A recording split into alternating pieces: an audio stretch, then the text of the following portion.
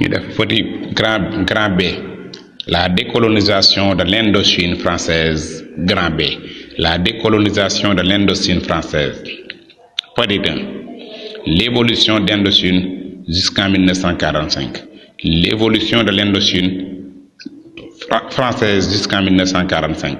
L'Indochine française était une fédération formée par le Vietnam à l'est, le Laos à l'ouest, le Cambodge au sud.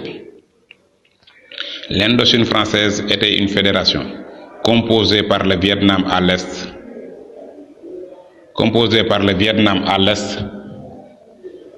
le Laos à l'ouest, le Cambodge au sud, regroupés dans une fédération indo-chinoise. Le Vietnam proprement parlé, kon bu ñu nee Indochine mooy ñetti territoire yi Vietnam, Cambodge, Laos ñu dem. Le Vietnam proprement parlé est composé du Tonkin au nord, l'Annam au centre et de la Cochinchine au sud. Le Vietnam proprement parlé est composé du Tonkin au nord, de l'Annam au centre et de la Cochinchine au sud. La vie des populations autochtones est marquée par le mécontentement. De ce fait, des partis et des syndicats se créent. Le plus important entre eux est créé en 1930, Parti ouvrier, c'est-à-dire PCV, Parti communiste vietnamien, dirigé par Nguyen Tano Aikok. car bi booy bi jógee ne li naqari population bi man maa ko war a jël def ko sama combat, mbir mi sama combat la, mbir mi sama guerre la, comme ni ko Sadio maa defee woon ci kan bi passé. bés ni ki tey gars yi ne ko tuddoon Nguyen Tano Aikok, mais Ho Chi Minh la ñuy tuddee l'homme qui éclaire, suñu lampe torse bi Ho Chi Minh yaay suñuy bët, Ho Chi Minh yaay suñuy tànk. ndeysaan kon liñ ko sas rëy na. Qui devient Ho Chi Minh? En 1940, la France subit la défaite devant l'Allemagne. Son armée s'effondre devant les Japonais au Siam. Cette situation attire les Japonais dans l'Indochine. Comme que Japon bi développé, le pan-asiatisme du mën a France ñëw Indochine mook France ñu occupé Indochine. ñu ne cette situation attire les Japonais dans l'Indochine. La France choisit la collaboration avec l'occupant japonais. En 1941, Ho Chi Minh crée le Viet Minh, Ligue révolutionnaire pour l'indépendance du Vietnam, qui oriente sa lutte à la fois contre le colonisateur japonais et l'envahisseur, contre le colonisateur français et l'envahisseur japonais. Viet Minh, Ligue révolutionnaire pour l'indépendance du Vietnam, qui oriente sa lutte à la fois contre le colonisateur français et l'envahisseur japonais. Le 9 mars 1945, le Japon capture les troupes françaises et met leur administration sous son contrôle. Le Japon développe des mouvements anti-français comme le caodaïsme, agitation anti-française. Japon ñëw ci dëkk jàmbur. Le Japon réinstalle Bao Dai comme empereur d'Annam et pousse le roi du Cambodge à proclamer l'indépendance le 11 mars 1945. Comme moom Japon daa bëggoon déstabiliser pays bi, bëggoon déstabiliser Indochine, en même temps déstabiliser Vietnam, ndax bu jëlee Bao Dai falaat ko empereur Annam bi nga xam ne ci Vietnam la bokk, jël roi du Cambodge bi nga xam ne Indochine la bokk ne ko wutal indépendance, kon Japon daa bëgg a déstabiliser Indochine. Ndeysaan Bao Dai. Le 15 août, le gouvernement de Bao Dai n'a aucune force réelle et abdique. Bao Dai est exilé à Hong Kong ndax Japon bi ko ngemboon kat le 15 août ku arrière ci ginnaaw tuuti xam le 6 ak le 9 la xew Japon, xam ne Japon bu jógee ko foofu du tal kenn kurul boppam, kon talatuñ Bao Dai abdique, nguur gi daanu mu daw laqatu ci. Le 2 septembre 1945, le Japon sa capitule sans condition. Japon jébbalu ci kanam américain yi ne maa doon geratuma yéena ma mën, mais comme que Ho Chi Minh gaa ñoo ko tuddee l'homme qui éclaire, kon fu ñu toll war leen leeral situation bi. Japon le 2 la capturé, Ho Chi Minh xaarul ba suba, le 3 xaarul ba 4, mais ci jour bi la koy wax parce que ci la gaa yi gën a comprendre ndax ñoo ko waxoon torso, kon torso daa war leeral fu mu toll. Le 2 septembre 1945, Ho Chi Minh proclame à Hanoï l'indépendance de la RDV, waxuma rajo télé de, l'indépendance de la RDV, République démocratique du Vietnam, dans les mains japonaises. Nous avons une autre indépendance de la main des japonaises, mais pas celle des Français. Petit 2, la guerre d'Indochine.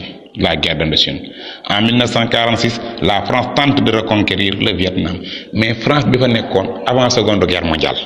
Est-ce que mooy France bi dellusi après seconde guerre mondiale?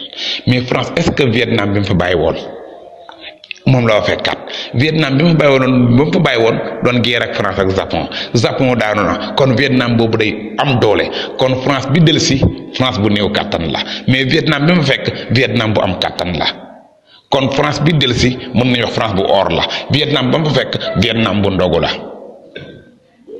Xadi Njaay wala Taal wala Jóob waaw wala Touré. En 1946, la France tente de reconquérir le Vietnam. L'amiral Thierry d'Argentlier est chargé de cette mission et ne dispose que des forces réduites sur le terrain, 150 000 soldats. Sont commandés par le général Leclerc qui heurte à une violente résistance au Tonkin et à la présence du gouvernement de Ho Chi Minh. La France cherche alors à négocier avec le Viet Minh. Le 6 mars 1946, le nouveau accord Saint-Denis Ho Chi Minh, quand moi Saint-Denis, au délégué du commissariat de France, signe un accord avec Ho Chi Minh, dans lequel la France reconnaît l'indépendance du Vietnam, mais membre de la Fédération indochinoise contre de Kobaganach. La France refuse d'accorder au Vietnam une véritable indépendance. Pourquoi? À cause de l'idéologie communiste, parce que le Vietnam communiste là. Lay doon. Et cela a conduit à l'échec de séries de conférences, dont celle de Fontainebleau, juillet, septembre à Paris 1946. Kon solution bi négocier échoué na kon négociation yi échoué na nday mati échoué na nday mati kon fi ñu toll nii mën nañu wax ne guerre moo fi des. Le 23 novembre 1946. Le 23 novembre 1946, la France bombarde le port d'Haiphong. Souleymane Niang Amitiam. Le 23 novembre 1946, la France bombarde le port d'Haiphong, faisant 6 000 morts d'après Pédevier, 20 000 morts d'après Tankoa. Mais Dorfayou, le 19 décembre 1946, les troupes du général Giap ripostent en attaquant les quartiers européens à Hanoï, faisant 200 morts. De 1946 à 1949, une guerre purement coloniale, Traoré. De 1940 à 1949, une guerre purement coloniale, Traoré, Astoufay. Une guerre purement coloniale. Les troupes françaises, incapables de barrer les axes entre la Chine et le Vietnam. En 1948, la France tente d'affaiblir politiquement le Viet Minh. En signant des accords avec Bao Dai, l'ex-empereur d'Annam, ce qu'on appelle les accords de Bédanon. Lépp lu mu bañoon Vietnam, lépp lu mu bañoon Ho Chi Minh nangul na ko Bao Dai. Mais France dafa bëgg tey su waxee Bao Dai lii Bao Dai bu ko fee lenn ci population bi d'accord ak moom lenn d'accord ak Ho Chi Minh bu ko defee ñu dem guerre civile pays bi néew doole ku ci gagné néew doole ba guerre ci lu yàgg mu gën a yàgg France mais tentative bi dafay échouer. Tentative bi dafay échouer. Des accords de Bédalon, parmi lesquels la France lui accorde ce qu'elle avait reçu à Ho Chi Minh. L'objectif de la France était de plonger ce pays dans une guerre civile. Mais cette tentative s'est soldée par un échec. De 1949 à 1954, guerre d'Indochine dans la guerre froide. De 1949 à 1954, la guerre d'Indochine dans un contexte de guerre froide. De 1949 à 1954, la guerre d'Indochine dans un contexte de guerre froide. En 1949, le Vietnam obtient le soutien de ses voisins communistes, Chine et URSS, tandis que la France obtient le soutien des États-Unis d'Harry Truman. Le 7 mai 1954, après 56 jours de combat accéléré, la France est battue dans la cuvette légendaire de Dien Bien Phu. 12 000 soldats français sont pris en otage, dont 3 000 sortiront vivants. Pierre Mendès, président du Conseil des Français, partisan de la paix, organise les accords de Genève le 20 juillet 1954. Amérique na onikaay boo ñëwul mu ñaaw boo ñëw damay perte Vietnam on ne ko amul problème ni ma divisé woon Allemagne divisé ko Chine divisé ko Corée noonu laay divisé Vietnam. Les accords de Genève divisent le Vietnam. Les accords de Genève accordent l'indépendance au Cambodge et au Laos, mais divise le Vietnam en deux à part du 7e parallèle. Vietnam Nord communiste présidé par Ho Chi Minh, capitale Hanoï. Vietnam Sud capitaliste présidé par Bao Dai avec les États-Unis. Ngo Diem devient le président et capitale Saigon. Des élections prévues en 1956 pour la réunification du pays, mais n'auront jamais lieu. Ainsi, Ho Chi Minh soutient le Viet Cong, un parti communiste au Vietnam du Sud qui tente de renverser le gouvernement.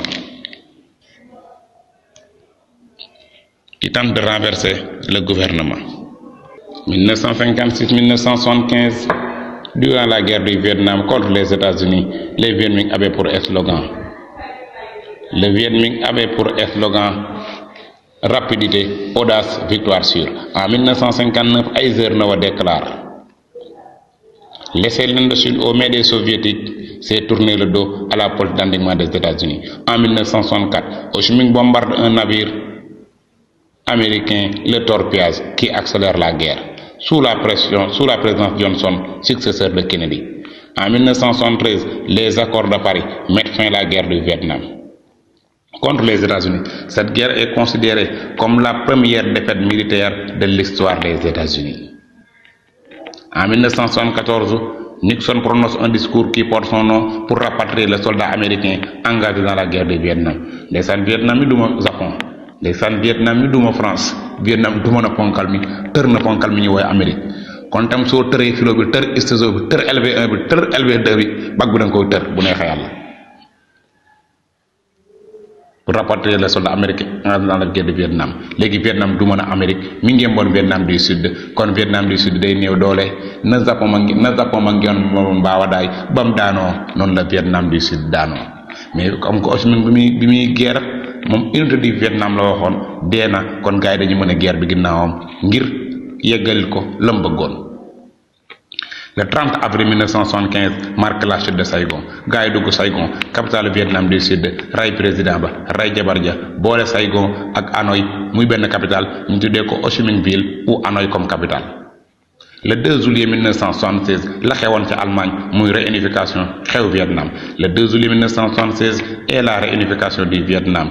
Vietnam Nord, Vietnam Sud boolante nañ doon benn. Saigon, Hanoï boole nañ doon benn, kon muy Vietnam bi ñu xam tey avec capitale Hanoï wala Ho Chi Minh Ville.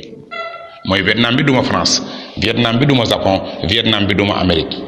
kon mbir mi nekkul doole mais gëm sa bopp la. bi ñuy guerre ak français yi dañoo waxoon slogan jour aux Français, nuit aux Viet. bi ñuy guerre ak américains yi dañoo waxoon slogan rapidité, audace, victoire sûre. kon tam nit day am slogan, même den amoon na slogan.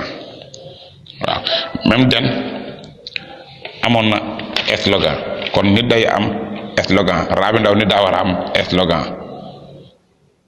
waaw Aïda Thiam nit daa war a am slogan, Marie Bey noonu, Khady Thiam noonu. waaw ñes ak ñëpp nit dafa war a am slogan. nit daa war a am slogan Tayib ak Awa Congaan ak Jeena Ba.